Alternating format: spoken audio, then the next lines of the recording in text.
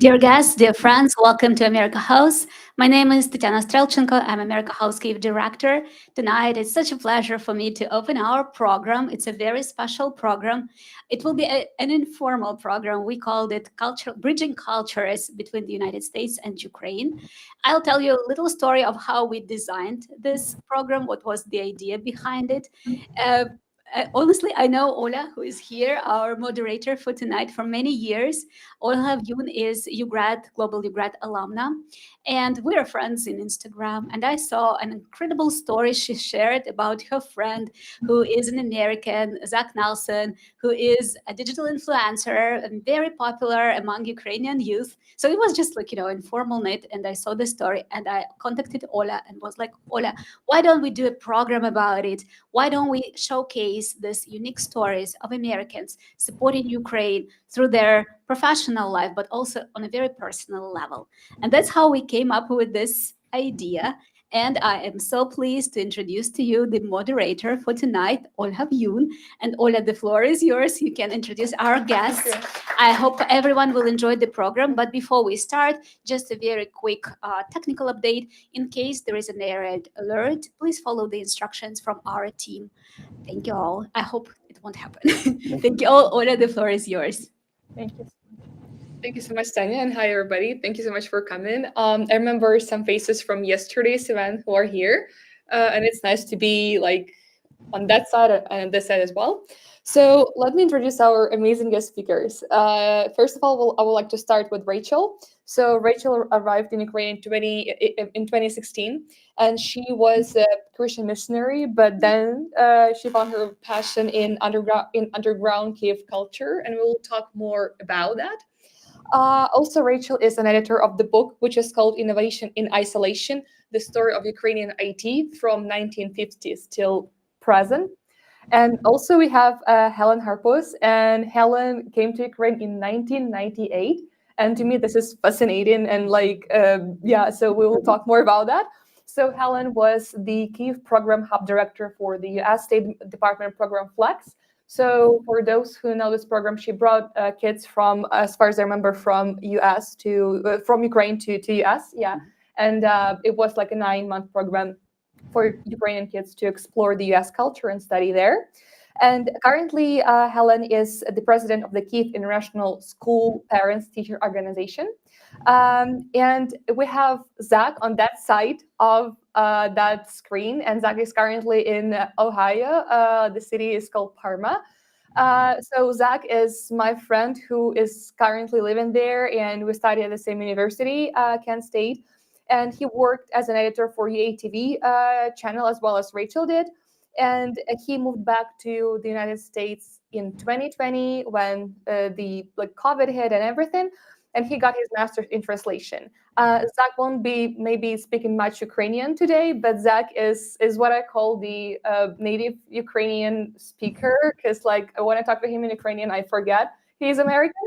And he has his TikTok channel, which promotes Ukraine, and he supports Ukraine as much as he can, because currently he works as program director for one nonprofit organization in Cleveland, in Ohio. And he helps Ukrainian refugees to find their path to build their life once they come as refugees to the United States. So here are our speakers, and I would like to start with a couple of questions to each of you about just overall your background, why you decided to come to Ukraine, and what your inner voice was back then. So maybe let's start with vice versa. Let's start with Zach first. Okay. Zach, can I ask you what sparked your interest about Ukrainian language and culture, and how did you initially start learning Ukrainian? Because it's just still a mystery story to me. Well, first of all, thank you, Ola, for hosting this, and thank you, America House, for hosting this, and Rachel and Helen for taking part as well. I'm very excited. My first invitation to Ukraine was in 2015, where my friend Hala, who is from Rohatin in the Ivano-Frankivsk Oblast, invited me to a real Ukrainian wedding. And I had never been to Ukraine before, and she said, you need to come. She actually lived with my family in 2010 via Flex. So Helen, we have many connections. And she said, Zach, your family showed me American culture. Let me show you Ukrainian culture. So in 2015, I come to Rohotin, we go to Ivano-Frankivsk, and I experienced Ukraine in the most Ukrainian way possible at a Ukrainian wedding. After that wedding, I was completely sold on the idea of Ukraine. And I went to Kyiv for 2 days to get my flight back to the United States. And just 2 days in Kyiv really changed my entire life. I fell in love with the city so quickly that I called Halia and I said, Halia, as soon as I graduate from undergraduate, as soon as I have my bachelor's degree, I'm moving to Kyiv and I'm going to live here. And 6 days after I received my degree, I was on a plane moving to Ukraine. In terms of Ukrainian language, I started learning the Ukrainian language during COVID when I moved back to the United States.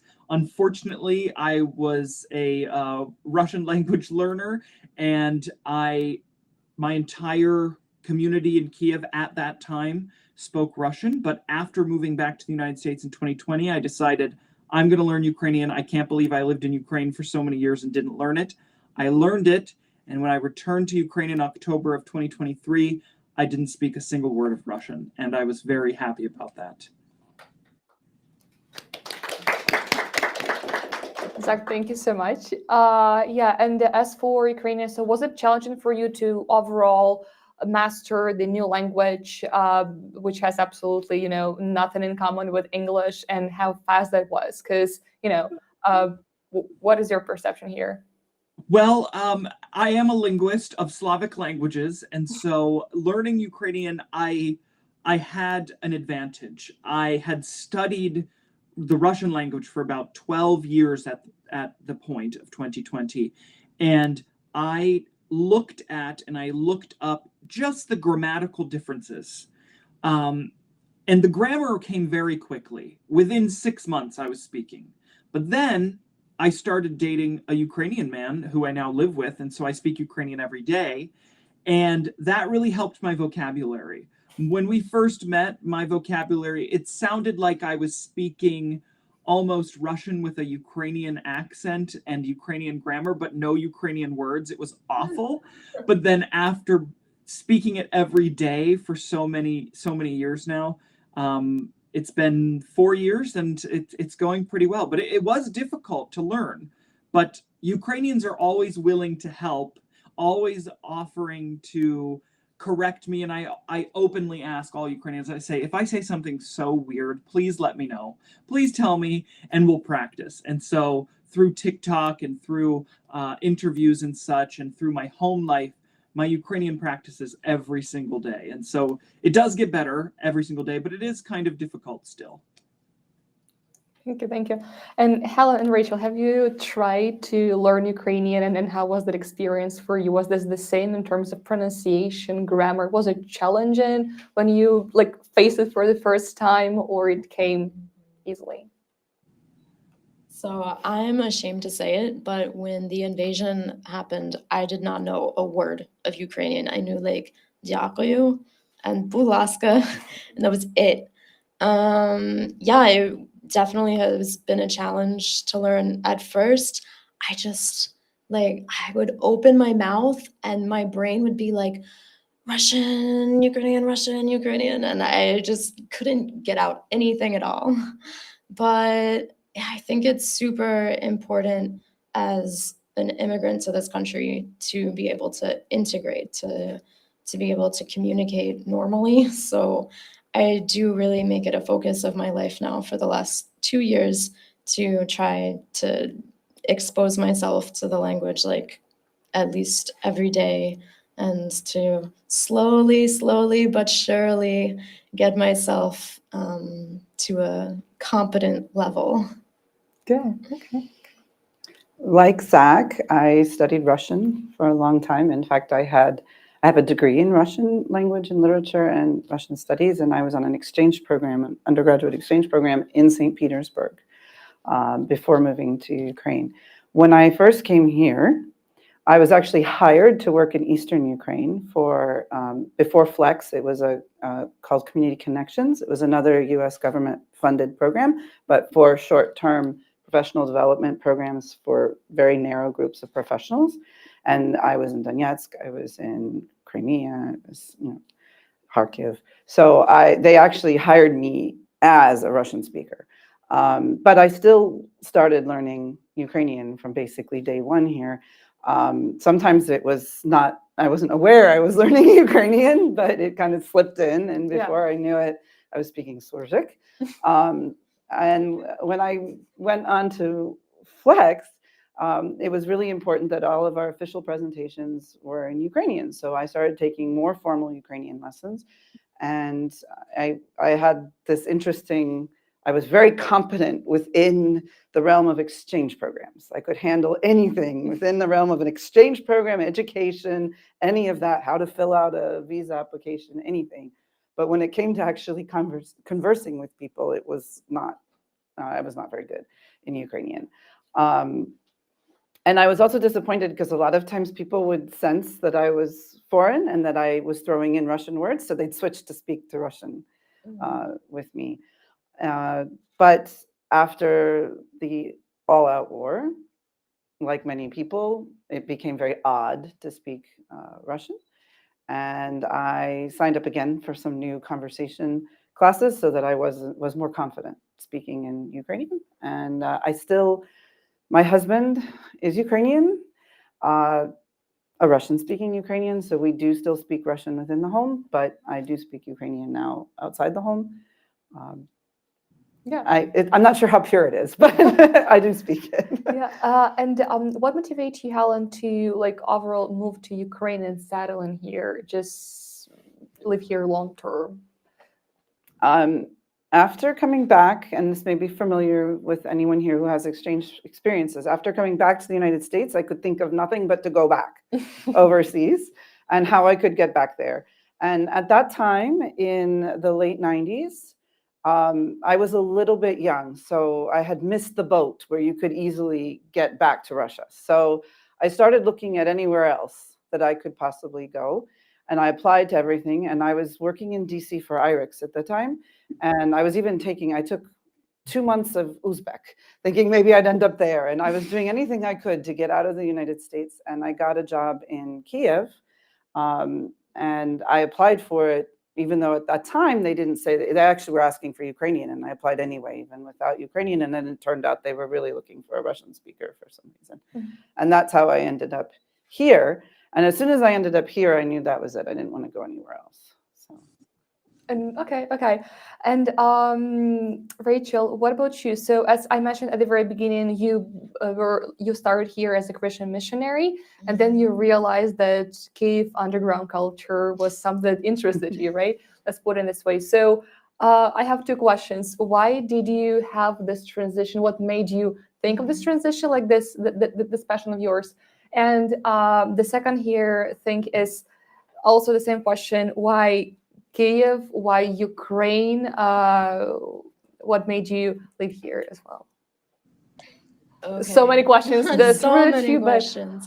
Well, it's hilarious actually, because I came here with the intention of being a Christian missionary. I never wound up setting foot in a church for the first, 4 years. I came to Ukraine specifically because of the church. My church back home had a large community here. So I was traveling around Europe for a couple of months before I came here. And in the process of those travels, I had certain experiences that I had always been told as a Christian are wrong, are dangerous, are sinful, but my experience in these situations was quite different than this narrative that I had grown up believing in. So pretty much by the time I arrived in Ukraine, I'd already made this decision that I've kind of seen something that's worth pursuing, seen something outside of this the structure that maybe I want to continue to experience. So When I arrived here, it was honestly so hard. It was such a challenging period because I had no connections. I didn't know a single person. I didn't have very much savings, but I lived in a hostel for like 3 or 4 months. And I would go to these networking events in like the one nice dress that I had. And then I would come back from the networking event with the wine and the fancy people, as I thought of them, and I'd hang my nice dress on my bunk bed in this hostel that I shared with like 8 other people. And somehow I wound up making friends. I wound up having a really, I don't know, just an amazing time. I was introduced to Closer. Maybe some of you here know about that club. I was introduced to techno. And for me, at that time, I had so much anger. I had so much sadness, really, from leaving that community and being able to express that in some way on the dance floor without judgment, without constraints, was so healing for me. Wow, interesting, interesting. And since you mentioned a network and it was like challenging for you to find friends here, given you were starting here almost alone, right? So I would like to ask you how you came to this realization that networking can come in let's say like clubs or like different networking events, and how you were looking for those. Overall, where did you find them? Like Facebook? Was it like social media, or like through like some friends of friends? How was that? Oh, there's a great expats community in Kyiv that's very active in connecting people. So they do meetups like once a month or a couple times a month. But that for me was really about work. It was about opportunities. The true friendships that I really came to rely on, it came just from hanging out in clubs and talking with people and having some level of acceptance that you don't necessarily feel when you're just meeting someone in the office. Makes sense. All right. Thanks. Yeah. And Zach and Helen, kind of like question to you both. Also about networking. So you came here for work, right? So Zach worked as a UATV journalist / editor. Helen worked for the US State Department program. So how was that for you to establish those connections, both professional and personal? Was it challenging for you, or it came naturally since you were already kind of like came in here and were surrounded by this circle of people at work? Well, when I first arrived, I was woefully underprepared. I just had the exact same feeling. I had lived in Russia as well for a couple of years studying, similar to Helen. And after experiencing Ukraine, I realized that how amazing it is. And I came with zero plan. I knew that I could get a job. And how I found my networking, I went to the LGBT center to find community there. That was the first place I went, and I met all of my closest friends, who are still my closest friends to this day, at the LGBT center. And while there, I was invited to some house party, and I met this man from France named Alex. And I was speaking with his friends, and I was speaking not in English, and then I turned to him, and we were speaking in English, and he said, "Oh, you speak really good English." I was like, yeah, I'm American. And he said, "Oh my God, well, we need editors. We need editors now at UATV." And so it was very spontaneous. And at that point, I was so broke. I had no money that I said, absolutely. Turned out to be, I absolutely loved the people I worked with. I met Rachel there. I think we met at our interview. We were the 2 people interviewed that day. It was such a crazy journey. It was an amazing opportunity, great people to work with, stressful at times, but just great memories. And that's pretty much how I found my job, was at a house party. Similar to Rachel, just go somewhere. I was desperate for community. I was desperate for friends. I just, had also was raised in a very strict religious upbringing, and so being in a large city in an LGBT center, I felt freeing, and so I could finally put down roots with a community. And it turned out for the best. And by the way, I've seen Rachel dance. She's a really good dancer. And has your experience at this UATV channel influenced what you are doing now? So do you think that it changed your career trajectory, and could it have been different if you, let's say, hadn't had this experience, or it would be the same?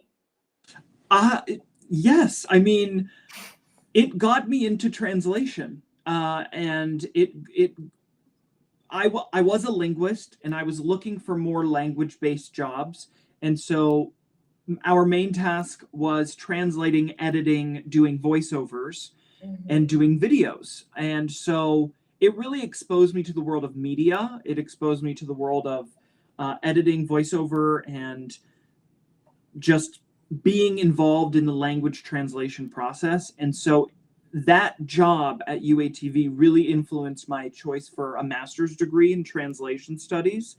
And it solidified my language skills. It really built the foundation for learning Ukrainian from being exposed to Ukrainian. We were a small English-speaking team in a very large office of Russian, Ukrainian, Crimean Tatar speakers. And so that exposure was really fundamental for my A, love of language, and B, future choice of career, what I wanted to do. I wanted to be involved in language. I wanted to be involved with promoting Ukraine, which is what we did on the channel. And I wanted to be involved with translation, and that's what I still do. I help interpret, I help promote Ukrainian, the Ukrainian idea, and I help Ukrainian refugees. And I think that all stems from UATV. I don't know, Rachel, I know, has a lot of experience also that is in the voiceover and the editing. And I'm not sure if that was a product of UATV, but I'll let her answer that question. So yeah, I guess you could say that I got into voiceover via UATV, but in a bit of a roundabout way. So there at the TV station, like Zach said, super small team, we're doing everything. And one of the things was voicing over the sujets. So we'd go up there to the office with the montagers and we'd read, and I would watch the guys, the montage guys, and they'd be looking at me like, they'd be like rolling their eyes. I kind of see them like saying some things to each other that I think maybe aren't so cool about me. And I'm like, oh, these jerks. So then one day I'm walking through the aisle of the studio during a broadcast, and it's broadcasting. Yeah, the sound is playing in the hallway, and I hear this woman's voice speaking. She sounds like she just got out of bed. I don't know, or maybe she's like been sick for a really long time and she really can't be bothered to be there. And I'm like, wow, what is this? Then in about 10 seconds, I realized, oh my gosh, that's me. So thankfully, a few of my coworkers were kind enough, and maybe honestly, they had to help me and give me some tips. So I got better at it. And then after a few years, I left the station. But one day I was doing accent coaching for actors who were voicing over a commercial. And I was lucky enough there to meet one of Ukraine's top voiceover artists. Sometimes she's called the voice of Ukraine, Tetiana Pirezhok. And she kind of took me over under her wing and helped mentor me and helped me make a demo and went off from there. Wow, that's cool. Okay. Helen, there is something that I haven't introduced about you, but I would like you to speak more to that as well. So it's just switching from the topic of UATV to as well as like farming. And I know that you tried your hand in farming, right? So could you tell more us about that and how this journey has been here? Okay. After I had my children, I decided that it was difficult to work on an exchange program where we had 400 students in the US, that I really needed to concentrate on my own children. So I decided to become a full-time mom. But out of fear of becoming bored, we went and bought a dacha in Poltava Oblast, and I taught myself how to garden. We had half a hectare at the time, but my mother-in-law also had half a hectare, and my husband had another half a hectare. So we ended up with quite a lot, and it organically grew where I was growing organic fruits and vegetables, and a business kind of organically grew where I was delivering fruits and vegetables to the expat community in Kyiv. I remember Yeah, this, Helen's actually. Veggies. Wow. And yeah, so I thought I might have known you from there, but I wasn't 100% sure. So that's how that grew. We have 88 fruit trees. We also do Halloween items. We do real jack-o'-lantern pumpkins, colored corn, little gourds of different sizes and shapes. And I still do sell them because Halloween's become very popular in Kyiv. And we were afraid after all the expat community left that we actually had a bumper crop in 2022. And we were afraid we'd have all these jack-o'-lanterns just rotting in our field. But in reality, we sold almost all of them that year. So, and last year too. So really, Ukraine still enjoys that. However, it's been very hard to turn this from an expat-focused market to a Ukrainian-focused market. Also, due to the current situation, the people who are able to work for us in the village has been severely reduced. So we have sort of been tapering down what we do. But with the produce that we do have, and the 88 fruit trees do produce quite a lot, we found homes for the produce with Magic Food Army, an organization that prepares meals for the Ukrainian Special Forces in Zaporizhia Oblast. And when they can't take something, which is rare, but it happens, we also deliver it to Always Faithful, which I understand is a national organization, but we do the Pirat and Filial, who delivers it to whatever military units they're supporting at the moment. So we've managed to continue, and those of our workers who are still around, our former clients and friends of mine have been sending us money so that we could continue to pay them, even though we're not actually selling anything. So we've managed to keep that up, and that's been very, very rewarding too. So now your business, just to sum up, it turned from, so you mainly help the Ukrainian army, the special forces, and supply food for them, right? Or you're planning on maybe in the future to reopen to, let's say, the Ukrainian market, maybe, cooperate with Ukrainian coffee shops, restaurants, and so forth. Have you had this in mind, or? We have looked into a few things because we actually, Magic Food Army is run by a chef who actually bought from us beforehand. Oh. So that's how he knew us. And when he started getting involved in that, it was very natural to continue to work with him. Honestly, the problem we're facing is on the work side. The properties are very far from Kyiv. We have children still in school in Kyiv. My husband works in Kyiv full time. So it's not feasible for us to be there ourselves. And as the workforce has dwindled, it's really not feasible to do what we were doing before at this point. Makes sense. So. Yeah. And speaking about, let's say, Ukraine and the United States overall, just on a more, let's say, positive note right now, have you noticed, and I'm sure you have any cultural differences, right? But what is something that, was struck you the most? What was that was maybe shocking in a, let's say, in a good way first, unusual way, positive. Ooh. I have something. So do I. One of my absolute favorite things about Ukrainian culture is the idea of friendship. And I should write a book on this. The Ukrainians have this deeper, more genuine, sincere, committed idea of what friendship is. A friend is a friend for life. And you can count on them. You can actually rely on them. I'm not saying Americans are terrible friends, but the differences in what our ideas of friendship are they're quite different. And so, and I didn't realize how much I was missing until I moved to Ukraine and I got a good group of Ukrainian friends. They are still, when I moved away from the United States, I had some friends. I was gone for 7 years. No one ever called me. No one called me. No one texted me. When I got back, they said, "Oh my God, how was Germany or whatever?" And they didn't remember what European country I was in. And we would catch up and it would be fine, but it was very surface level. And everyone's always nice and smiles and it's positive and it makes you feel kind of good. My Ukrainian friends, it's deeper, it's real, it's sincere. So when I'm angry, I can be angry with them. When I'm sad or crying, I can be sad with them and they can be sad with me.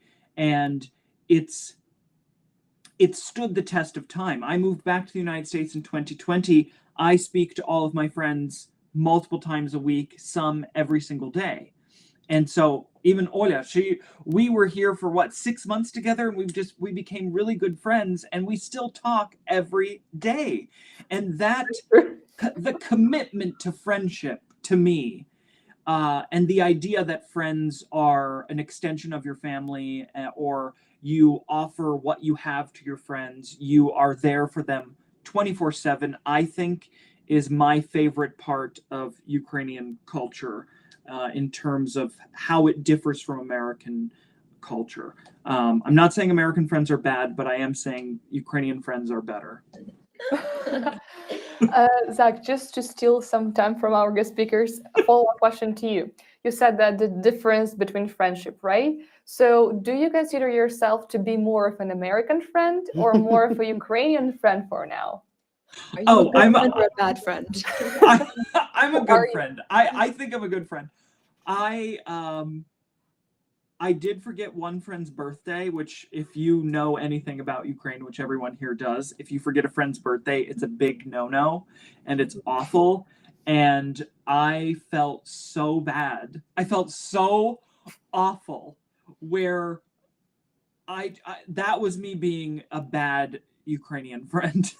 But all of my friends, even in the United States, in my community, are all Ukrainian. And so I have, I believe, one American friend in the US where I live, and everyone else I speak to on a personal basis is Ukrainian. And so my first friends were Ukrainian, my current friends are Ukrainian, so they taught me what friendship is. And so I think I am a quite good Ukrainian friend, but I probably do have American moments. But my Ukrainian friends point it out immediately and say, "Stop being fake, be real. I need honesty. Don't give me positivity. Give me real truth." So I do get called out when I am being an American friend. Okay, and Helen. Well, Zach took mine, but I'm sorry, Helen. because friendship is definitely, I would say, the big positive about Ukrainian culture. But I will adapt and come up with another one. My other really good positive aspect of Ukrainian culture is hospitality. You go to a Ukrainian, you meet a Ukrainian, and they are immediately, even if they don't invite you to your house, they're still offering something, either to recommend a place to go or to advice for how to survive here or something. So there's always an exchange. There's always this welcoming with Ukrainians at every level. And of course, if you are lucky enough to be invited to a Ukrainian household, then you get the full spread, the full hospitality. And that is truly amazing. And I have to say, I, like Zach, I think have become more of a Ukrainian friend than an American friend. I get disappointed when I go and visit my American friends sometimes, especially when they tell me, "Here's my address, just come and meet me, come when you get into the city, come and meet me at my home." And I'm like, "But you're supposed to come to the train station." Yeah. So I think that in that respect, I'm definitely more of a Ukrainian friend. However, when it comes to hospitality, I have not been able to shed my American hospitality. Certainly on the more surface level, I'm more than willing to help and suggest and whatever. But when it comes to hospitality in the home, that's my husband. He does that. he is always telling me I don't know how to do it, so he takes over, and that's that. But speaking about Ukrainian hospitality, and when you were invited, like for the first time, if you remember, to Ukrainian household, what was that struck you the most? Maybe the dishes, the variety of dishes, or maybe how people interacted? Do you remember like something specific that stood out? Well, it did look like the banquet appeared out of nowhere. So I definitely noticed that. It wasn't just, oh, here's a dinner that we're having. No, it was a spread. I definitely noticed, the interaction too. Everyone was very comfortable, and it wasn't even just the person who invited me. It was their friends and sometimes relatives, and it was a much larger gathering than I thought it was when I was invited to my friend's home for dinner. But it was definitely exciting and certainly, again, unique aspect of Ukrainian culture. Yeah. Hospitality and friendship, that's something I agree on, but maybe there is a third component, Rachel, or you would like to I say? think my comments are also related to relationships and how people show up in public with each other. Okay, when I was living in this hostel, it was not a tourist hostel. It was a hostel for Ukrainians who have come from other cities and are now trying to figure out their lives. And I was honestly so surprised how chill people were. I was like expecting always that someone's going to be really pissed off and angry and that they're going to be passive aggressive, but everyone was just felt like more able to get along like normal humans. I feel like in America, we definitely have this individualistic, entitled mindset. Like, you're stepping on my territory. It's my right to tell you that you're being a jerk right now. I'm not really going to think about maybe I'm being a jerk, but definitely you're being a jerk. Yeah, I really appreciate that. I feel like living in Ukraine has taught me even how to set boundaries, how to be open with someone who I feel that has crossed a boundary. Because in America, maybe in America, any form of aggression or like telling someone no is so not allowed. So it either comes out as like extreme rudeness, like just rude, or this sneaky passive aggression where you know that someone's kind of giving you the middle finger, but they're doing it with a smile on their face. So I really appreciate my Ukrainian friends who taught me how to say like, hey, I don't like it when you talk to me like that. Can we talk more calmly? Or like, who will ask me, are you okay? It seems like maybe you're upset about something. Do you want to talk about it? I didn't really have that example so much back home. Yeah. I just remember that when I had my first conversation with my American professor, he asked me something. I was like, no. And he looked at me like that. He was like, no one says like just no to something we are just suggesting because it's considered to be rude. And I was like, oh, how am I supposed to react? But yeah, so I fully agree here that American/Ukrainian differences in just rejecting or just being polite, they may be kind of like, different here. Yeah, you can actually understand what someone is telling you. You don't have to guess like, are they telling me like, yeah, they really like it, or they're telling me they don't like it, but they're telling me they like it. Yeah, it's just second guessing here. Yeah. Along those lines, it's like the let's meet for coffee next week. If a Ukrainian do that, you know they actually want to meet you for coffee. But if an American says that, you know, oh, I've been talking too long. I need to keep my mouth shut now and say goodbye. Yeah, or like saying how are you, just overall, just hey, what's up? And when it was my first time in the US, I just, hey, I'm good. How are you doing? And then it just turned out it's just the synonym to saying hello, and just said you don't have to reply. And it just I learned hard way, but yeah, so quite interesting. But how being here, living in Ukraine for like long term for all of you influenced your communication style? Do you think that your communication style has changed or not? It can be just as you said, Rachel, like rejection wise, you became more, let's say, like polite, or like learn how to, like, build boundaries in different way, but maybe it's something else. What is that for you? When I went home the last time, I was told that I have an accent. An accent? Okay. Yeah. My mother has said that to me so many times. But what is that Crazy. accent, like coming back from Ukraine? Because to me, being a person who is Ukrainian, who has this inborn accent, that's one thing, like Slavic accent. But I'm sure you don't have the Slavic accent. What is that accent? That accent then? My mother says that I have my English is too clean sometimes, where I say things, I pronounce my T's, or I speak very crisply, or I You have think the it was English teacher accent. English teacher, international accent, that might be it. Whereas to my family, who speaks much more, not a dialect, but colloquially, much more informally in their everyday life, when I, living abroad for 7 years, my English could not be like, hey, how you doing? Like, no one would understand me if I spoke like that in the office, like my family does.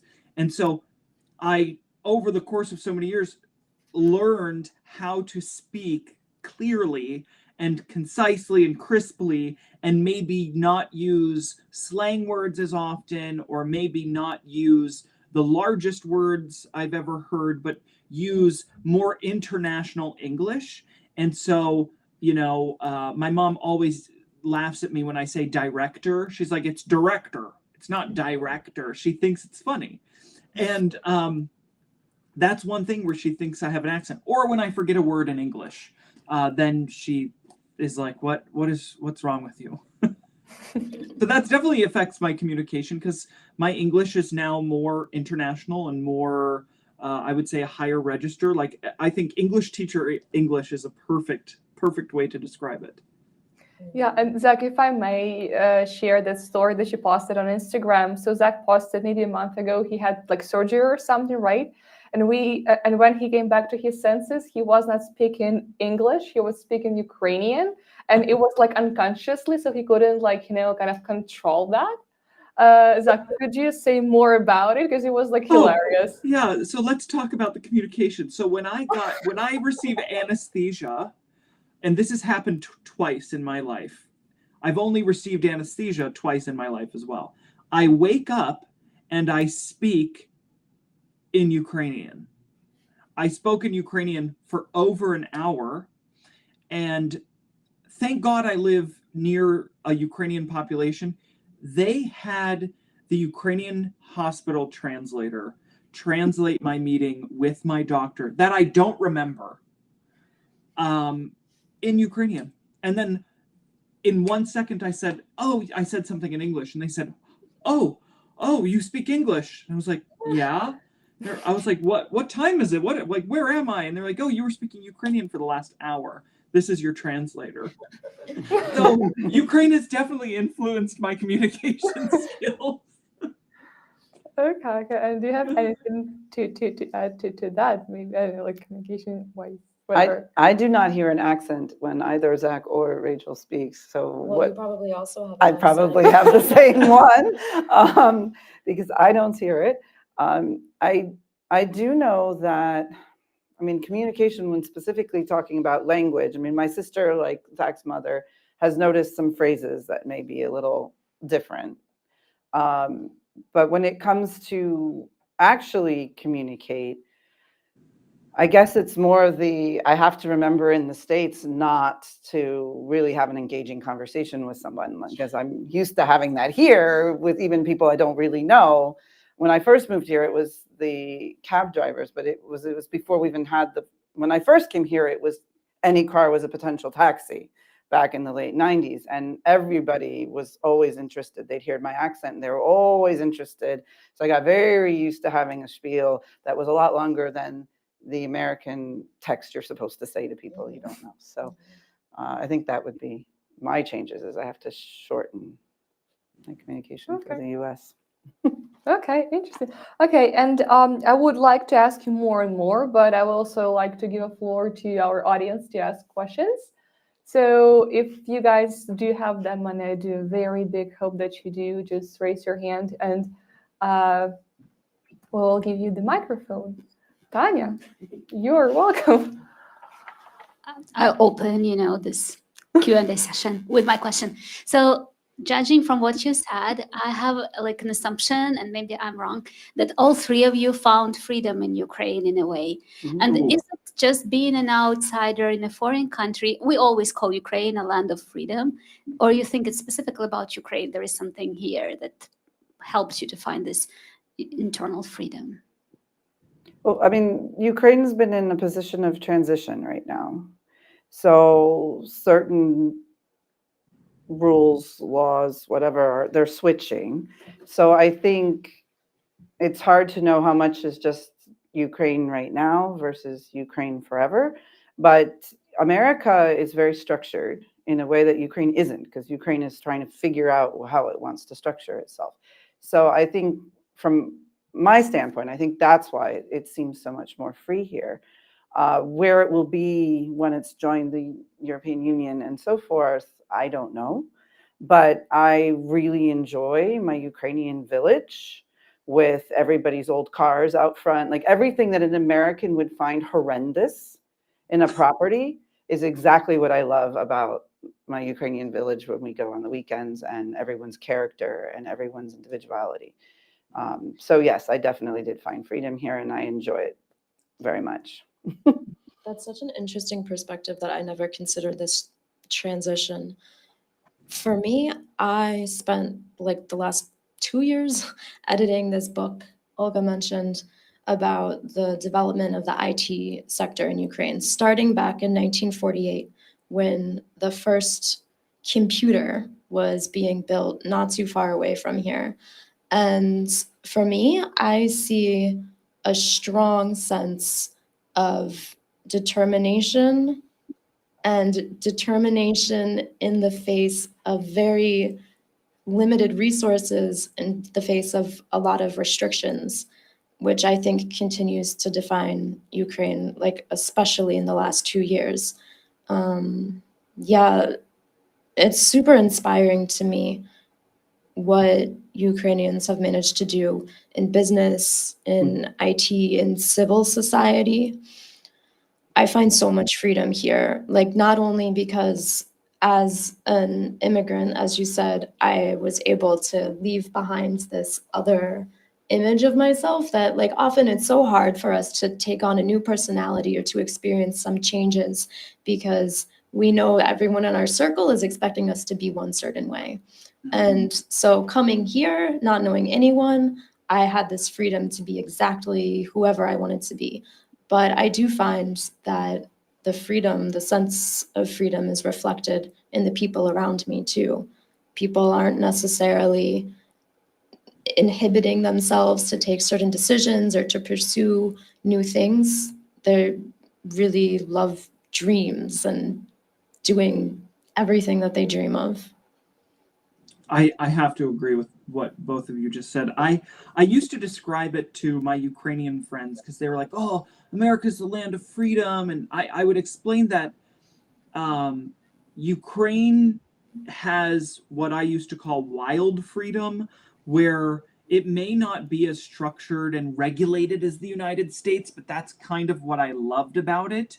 I loved that the riverbank, you can go down to the riverbank, and there would be all kinds of like tuna burger stands and shashlik stands and like lemonade stands and a beer stand right next to the river, put up in this a little box that may or may not have been under regulation in the United States. It would have been zoned as a park. It would have been zoned, you have to have your alcohol license here, you have to have this here, you have to have food inspection here. And I think that in Ukraine, the ability to do so many things that you want almost in a libertarian way creates this wonderful atmosphere of freedom feeling. And when I would hear races down the middle of the street in the middle of the night from my Kyiv apartment. Yes, I didn't like it, but the people in those cars were probably feeling the freest they've ever felt. And I always thought about that, where it was like, yeah, they might not get caught by the police. Yes, it's probably against the law, but I don't know if they'll be stopped. But they are living so freely. And to go back to the finding yourself part, being raised in a conservative, deeply conservative religious family in the United States, many people don't understand in Europe how American conservative Christian culture works, and how, yes, we are the land that promotes human rights, but internally within a lot of conservative families and communities, it is quite the opposite. And it's very difficult to get out and get exposure because you are in these smaller towns, no public transport, no freedom to get away from your own community. Whereas when I landed in Kyiv and I found my community in the LGBT center, yes, it's pretty restricted. Ukraine's not the most gay-friendly place on earth, but over my 4 years and over the last 10 years, I have seen it change so quickly. And the mentality is so open to change in all forms. And even radical change, will be that protest, be that overthrowing an awful president. I mean, and so I think the democratic free spirit, because of the threats of authoritarianism, because of the threats that Russia is posing right now, that fire of freedom kind of burns a bit hotter at the moment, and it has been since 2014. It's kind of like kept up. And so maybe that's why we feel a lot of freedom right now before the EU comes in with all the rules and regulations and laws and restrictions on how you can do things. But I think that Ukrainians have been a democratic nation. They wrote the first constitution. They have fought against authoritarianism. They fought for their own country and rule of law and democracy for quite some time. And I think that this most recent wave of it is what I lived. I came at the right time in 2016 after the revolution, during that raising of freedom awareness, I guess. And I absolutely loved it. And I felt the freest I ever have. Thank you so much. Fascinating. Hello. So outside of the language aspect, as an expat, what do you think was something you maybe struggled to adapt to when you first arrived or continue to struggle to adapt with? And what are some ways you challenge yourself or work through those struggles, I guess? For me, probably do you have something? Go for it. One of the biggest struggles for me is when I'm planning or organizing my time with other people. It was very difficult for me, the whole, we'll check in again 24 hours beforehand. Like, to me, if I talked to somebody 2 weeks in advance and said, I'm going to be here at this time, and said, like, that's it. I've scheduled the rest of my life around that. So I found it the last minute changes I found very, very, and to this day, even though I've been here over 20 years, I've gotten better, but I still can't always adjust at the last minute. I struggled. I don't live in Ukraine anymore, but the largest struggle I had while living there was bureaucracy. It was standing in line at the immigration center for 13 hours, 2 days in a row, to hand write something 4 pages long in Ukrainian before I knew it, by myself, with a script, to go get a stamp, to go get another stamp, to get, propiska or whatever it was that didn't really exist anyway, but everybody kind of pretended it did. And I would get so angry, and I would look at the person in the office and I'd be like, and at that point I spoke a language, and I would say, like, why do you do this to me? Why are you doing this? I said, you cannot do this, right? You know that if I just give you this paper, you can just accept it and it will go in a pile behind you that no one will ever see. Why do we even pretend? I now know that Dia, the wonderful app that did not exist yet when I lived in Ukraine, has changed a lot of the paper bureaucracy into digital, which I want to cry over how many papers I had to write and sign and turn in and get stamps for. But bureaucracy was my number one daily struggle to do anything. Phew, Zachary, I'm so relieved to hear you say that because, yeah, the other day I went to the bank. I had a super nice experience because the language was easier too, but it made me remember my early days with this bureaucracy. And I was like, wow, I was just so awful back then. I was like so angry. But yeah, okay, there's kind of a reason, right? Yes, there was a lot of anger. Great. Do we have any other questions? Sure. Yeah, firstly, I'd like to thank you for being here. For me, it's a big pleasure to hear you. My name is Alexander. I'd like to ask you the following question. You were talking about differences between Ukrainian and Americans, yeah, and I'd like to ask you between differences between Ukrainian and Russians, because as Helen and Zach said, yeah, they were living in Russia some period of time. And personally speaking, I have some friends, yeah, that were what we name a friendship, when some friends still living in east part of Ukraine, which are occupied now. And sometimes we had really huge debates about that. We are about our differences, yeah, between Ukrainian and Russian culture and so on and so on. So in your points of view, the difference that you felt for that period of time when you were living there. Thank you. Okay, if you want to go or. I have a quick allegory. Mhm. I lived in Russia in 2010, 2011, 2014, 2015. So I was living in Rostov on Don, right near the Ukrainian border. And I remember the day where the Russian news, and it was my project to watch the Russian news and count how many stories were about what subject. And that's what people talked about. And it was Syria, Syria, Syria, Syria, Syria. 8 out of 12 stories a day. And then one day it was 6 stories about Ukraine, 2 stories about America, of course, propaganda and how awful and Nazis and, capitalists, whatever. It changed immediately. I went to lecture the day after that change in the lineup of the news, and my professors were yelling at me as an American, saying, why did I bomb schools in Afghanistan? That was the question of the Russian language lecture that day. Oh my God. And there is a sense, Russians are so apathetic to what is going on, most of them, that when a word comes from the top, that is exactly what they spew out the next day. And I saw it everywhere. And it was so frustrating. It was so awful. And it was like zombies, like actual zombies, but instead of like, zombies, it was all these words and propaganda slogans 24/7. And they were talking to each other like it was like brand new news. And it made my mind hurt.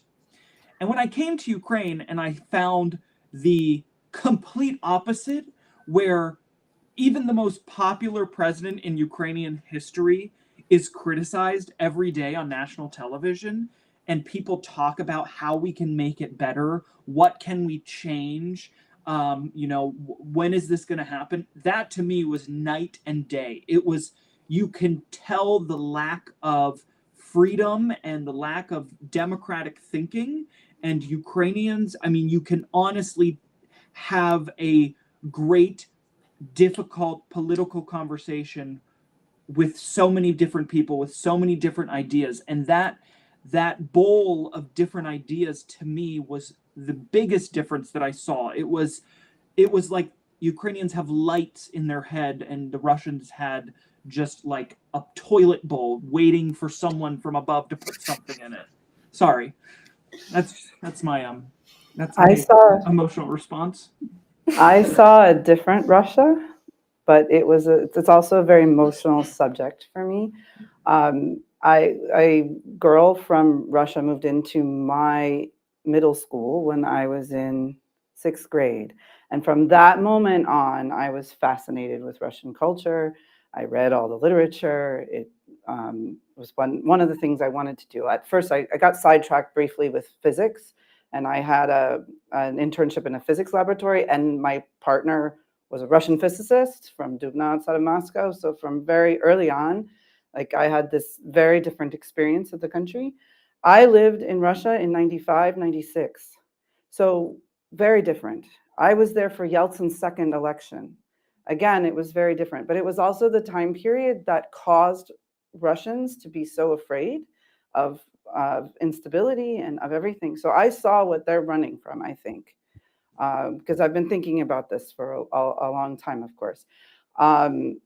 When I was in St. Petersburg, there was still a lot of random bombings as people were kind of dividing things. It was kind of Wild West at the time. And a lot of the intelligentsia suddenly found themselves not necessarily, with means. And there was you talk about underground culture in Ukraine. I never saw the Kyiv underground because I had a professional job from the moment I moved here. Above ground from day Right, one. from day one. But I saw the Russian underground in 95, 96. And I went there, the program I went on, we had to do cultural research. So we had to keep a journal, we had to meet people, and my original topic was something about, I don't know, church architecture or something. But as soon as I got there, I discovered there were these newsletters placed on park benches, Nadnia. And it was this group of poets, of artists, of musicians who were living in an abandoned building off of Nevsky Prospect. And they would have these events and poetry readings and musical events on weekends, and we would go there. And I also noticed the dogs and cats on the streets, and I noticed it was regular people taking care of the animal control problem. So in the end, my research was on that. And I found this entire beautiful underground network of people taking care of street animals. And spaying, neutering, finding homes. It was really amazing. That being said, they did not know what to do with us at the university. And I went the year after an American student was killed in Moscow. So we were not allowed to go to Moscow. We had to go to St. Petersburg. They insisted we all lived in host families. We paid the host families. They weren't particularly interested in cultural exchange. At the university, they kept us very separate from Russian students. So it was very hard to find people my own age. And I left the country with one friend. So I spent a year in Russia, I left with one friend. I spent a year in Ukraine, I had like 4, 5. So it was a big, big difference. And I do keep in touch sort of right now with my friend in Russia. We are on a pause. However, at the beginning, she was on the phone with me every day as we were sitting in the line to leave Ukraine with my children. She herself grew up in Grozny. The reason why we became friends was because she was in St. Petersburg. She had been moved at the end of her school from Grozny to St. Petersburg because her mother had relatives there. And she herself was the only Russian student who sat at the table, because one day I broke away from the Americans and foreign students and went into the cafeteria and sat down. And no one sat near me except for, I don't want to say her name, except for my friend. And from that moment on, we, have maintained this friendship. At some point in April of 2022, when we first got to Germany, she was advising me on how with my children, how, the mistakes that she thought were made when she was a refugee child and how not to repeat that. She was very supportive. And somewhere around April of 2022, things started changing. And after my husband's best friend was killed outside of Bakhmut, we have not been able to talk. She called me that day, but she could not acknowledge what we were going through. And we just have drifted a bit from there. And it's a topic of very deep sadness for me, because I know there's potential there. So.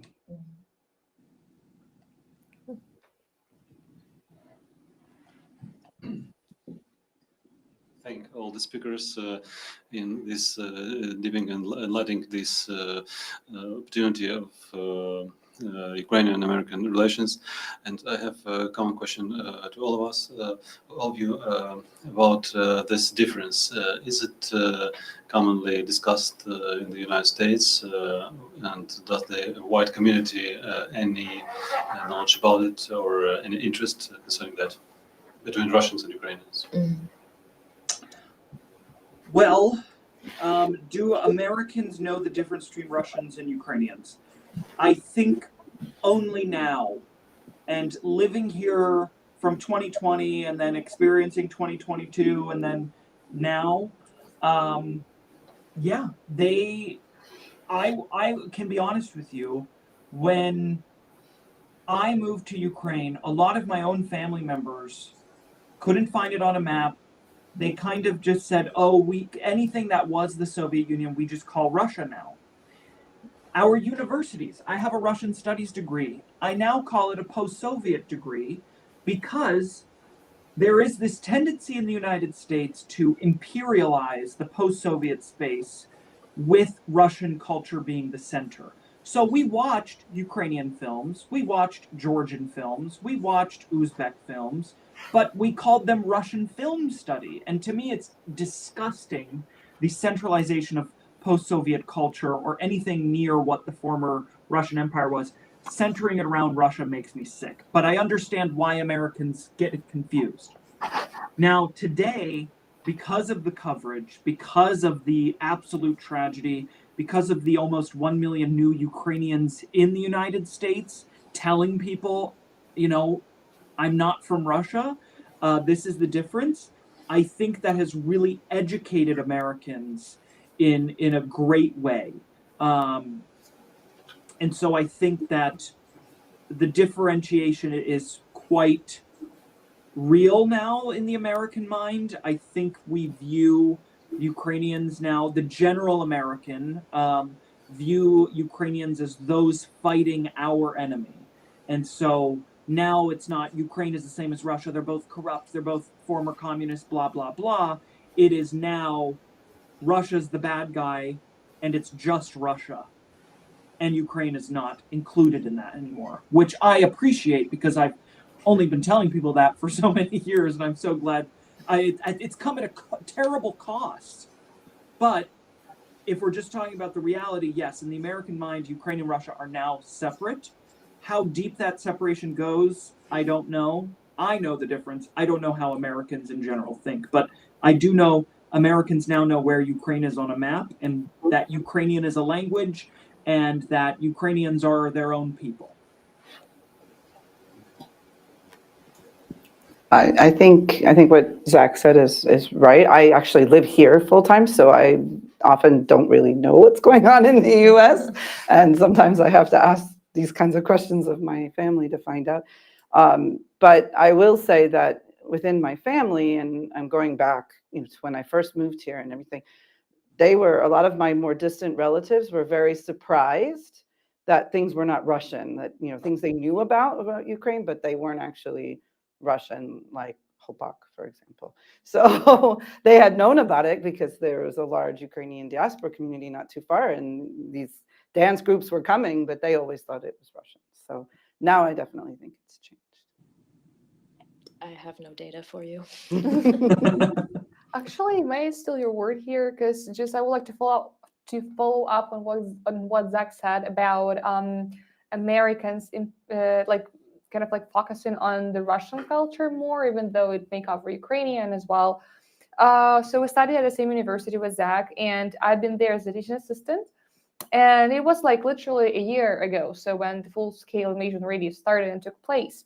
And I was teaching on the first floor of my building, and anytime I passed the hallway, there was kind of the exposition of the Red Square, which was the size of that, right? Built in the wall, and there were Russian symbols, those Ushanka, Matryoshka, whatsoever. And there was a teeny tiny Ukrainian flag in the corner, just in the way that we support Ukraine, but how bizarre it looked like, or maybe it looks like right now still. So yeah, I fully agree on that, Zach, with you, because I never been able to kind of speak about it publicly, but I feel like sharing this information now, because something needs to be done, and those like Russian studies-ish think it's a big issue now. And to follow up on that again, I discussed this question once with the former U.S. ambassador to Russia, Michael McVey, who is now fully pro-Ukrainian, and he said that it's a big issue with like Russian and like Slavic studies, which the program is mainly called there, like in many universities. But it takes lots of funding and financial resources for the United States to simply rename programs and make them, let's say, simply Slavic studies and extracting the word Russian from there, which I guess it's like food for thought, but at the same time, for us to understand why it cannot be done in just, in 1 second. I'm actually surprised because I went to university from 1993 to 1997. And even back then, I remember in my history class, the professor said right away, we're kind of rewriting this class now because everything has changed and we're in transition. And they even they renamed the class, the history of the East Slavs. And, so at that time they were trying. So I'm actually surprised to hear now, because you are considerably younger than I am, I'm surprised to hear that this is still happening. Unfortunately. And that it has taken so long, because they were trying back in 93, 94, I promise. A lot of projects, democratic projects, and undoing Russian imperialism and independence movements and democracy movements that were in Russia in the 90s, and the changes that were taking place in the US, specifically in Slavic studies in the 90s, have died alongside Russian democracy, so I think. But we need to kind of, I am so passionate about this, that Russian studies in the US need to decolonize themselves, because we are teaching American students basically the Russian narrative, and it's so frustrating. But anyway. Yeah. Do we have any other questions? Yeah, sure. Hello, thank you so much for coming, and I have a question for you. So, do Americans ever think about Ukraine in a non-war way? Because majority of news there are, of course, about war and fighting and so on and so forth.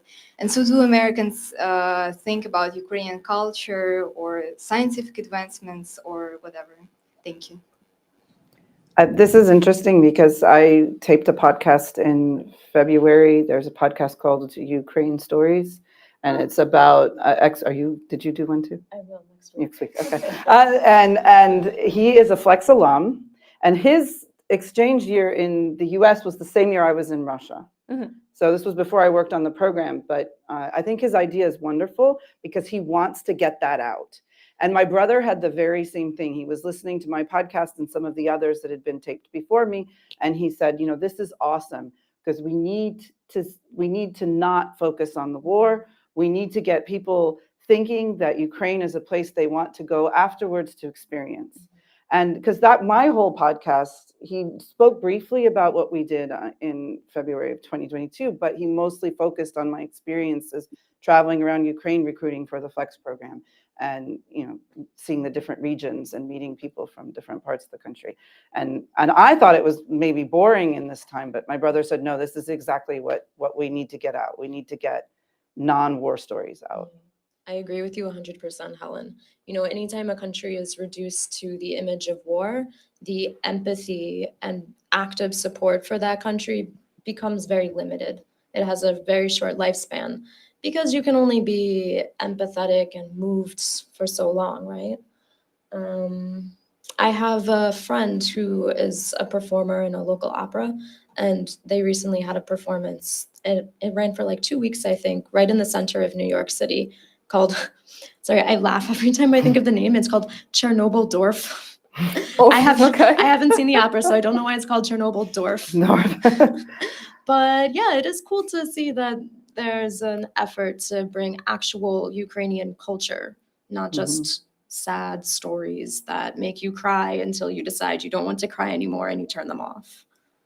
I have to agree. I mean, the ability for Ukrainians, especially in the United States, to kind of move from this narrative of, war-torn refugees, the image, while may be true in a lot of cases, to the American mind, it's like, aw, and you don't want aw, you want real support.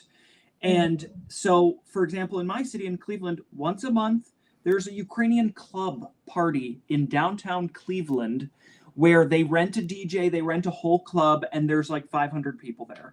And a lot of Americans come, it's open to the street, and it's almost subconscious where it's like they come, they experience all this like awesome techno club music from Ukraine, and they're like, wow, this is great.